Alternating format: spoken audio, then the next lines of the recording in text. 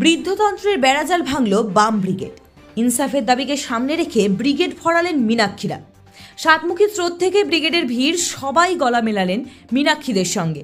ব্রিগেডের পোডিয়ামে দাঁড়িয়ে ক্যাপ্টেন কি বার্তা দেন তা শুনতে গ্রামগঞ্জ থেকে ছুটে এসেছিলেন বহু সিপিএম কর্মী। পূর্ব বর্ধমানের কেতুগ্রামের এক সিপিএম কর্মী বলেন, মীনাক্ষীর মিটিং আমাদের যুবর মিটিং, যুবনেত্রীর জন্য আমরা এসেছি।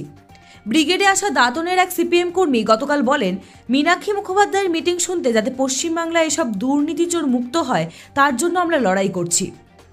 রবিবারে ইনসাফের ব্রিগেডে তৃণমূল বিজেপিকে এক সারিতে বসিয়ে আক্রমণ করেন মীনাক্ষী মুখোপাধ্যায়। তিনি বলেন, লড়তে এসেছি তো, আর গোটা রাজ্যের যে মাঠে ওরা রাজনীতিকে নিয়ে বলেছিল খেলা হবে, আজ সেই মাঠের দখল।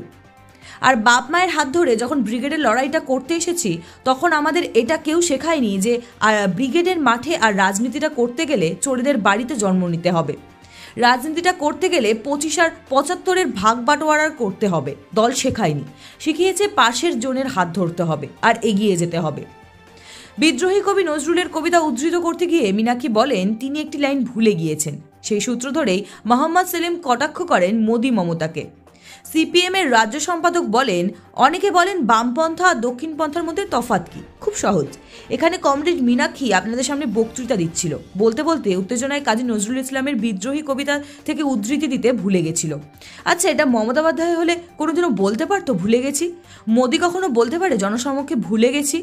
কখনো দক্ষিণপন্থী, কখনো স্বৈরতান্ত্রিক, কখনো ফ্যাসিস্ট, কখনো ভুল স্বীকার করে না। বামপন্থীরা পারে। ব্রিগেড কাঁপানোর পর সমাবেশ শেষ হতেই সেই মীনাক্ষী মুখোপাধ্যায়কে দেখা গেছে সঙ্গীদের নিয়ে ময়দান পরিষ্কার করতে। অনুষ্কা মণ্ডলের রিপোর্ট, ক্যালকলিং টিভি, কলকাতা।